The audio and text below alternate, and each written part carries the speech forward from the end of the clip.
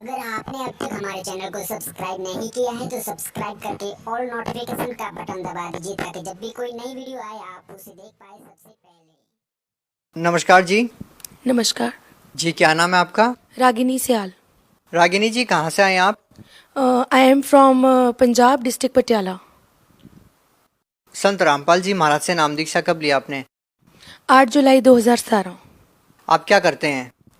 I am working as a teacher in army public school Patiala.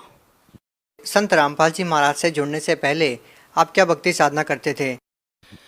मैं सारी देवी देवताओं की साधना करती थी, जैसे भगवान शिव की हम बहुत श्रद्धा से मतलब भक्ति करते थे। 10 साल अमरनाथ जाते रहे हैं हम। हर साल मतलब हमने अमरनाथ जाना है, शिव जी के मंदिर जाना है। व्रत भी रखती थी हर साल शिवरात्रि में। माँ दुर्गा के नवरात्रे रखे हैं मैंने बहुत, और पीर बाबा जी की दरगाह पे भी बहुत मैंने सजदे किए, बहुत माथे टेके हैं। उनकी भी बहुत मतलब प्रसाद बना बना के हमने लंगर तक चलाए हैं।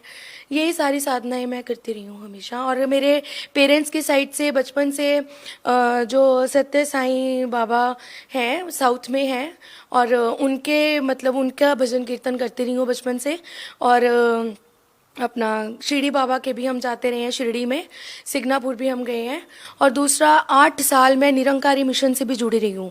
मैंने निरंकारियों का भी मंत्र जाप किया है काफ़ी, उनका भी ज्ञान सुना है। हर संडे सत्संग भी जाती रही हूँ, क्योंकि मेरे इन लॉज निरंकारी मिशन से जुड़े हुए थे, तो उनके मैंने उसके बाद निरंकारी साधना भी बहुत की है। बहन जी, हम आपसे जानना चाहते हैं कि पूजा भक्ति साधना जो आप बचपन से करते आ रहे हैं इतनी लगन के साथ, इन सब पूजाओं का आपको क्या विशेष लाभ मिला?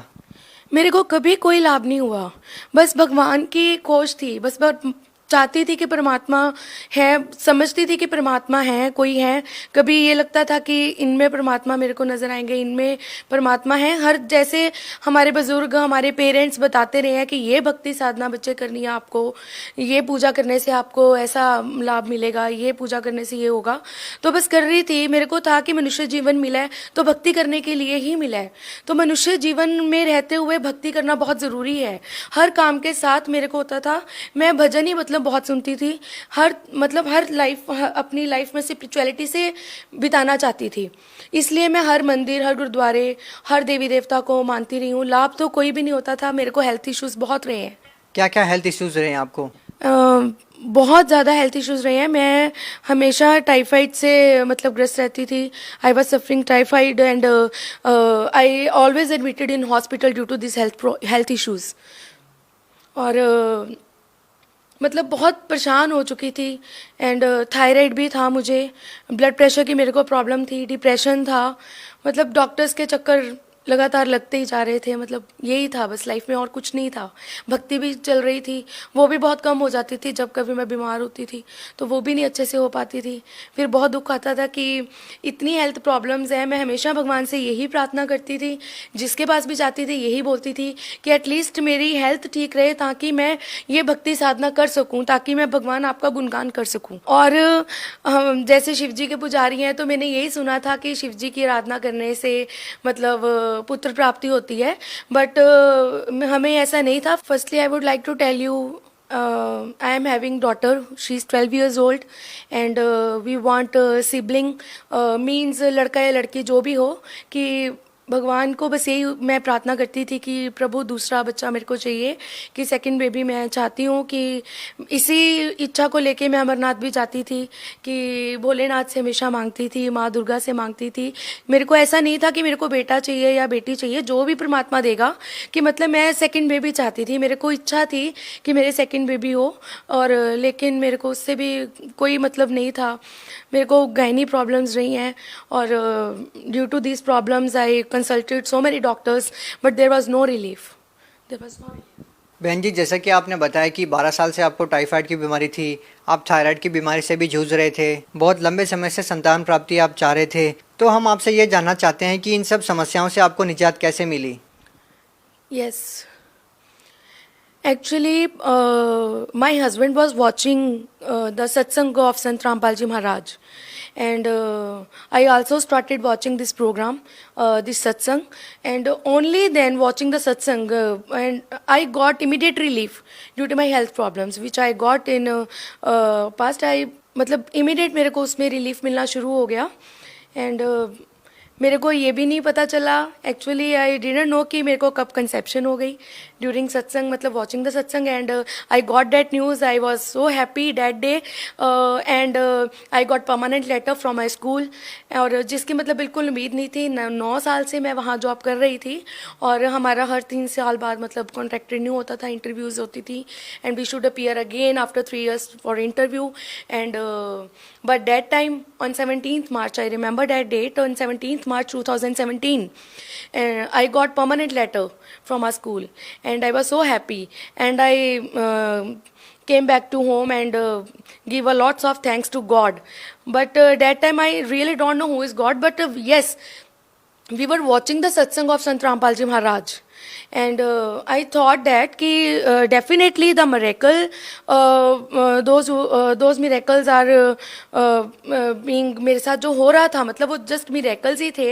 इतने मतलब हम भक्ति कर रहे थे, तब मेरे साथ ऐसे कोई हैपन्स नहीं, तब मेरे साथ कोई भी ऐसा मिरेकल नहीं हुआ, ना ही मेरे मतलब बेबी हुआ, और जॉब सिक्योरिटी नहीं थी मेरी, और हेल्थ इश्यूज से मैं बहुत ज़्यादा मतलब परेशान थी अपनी.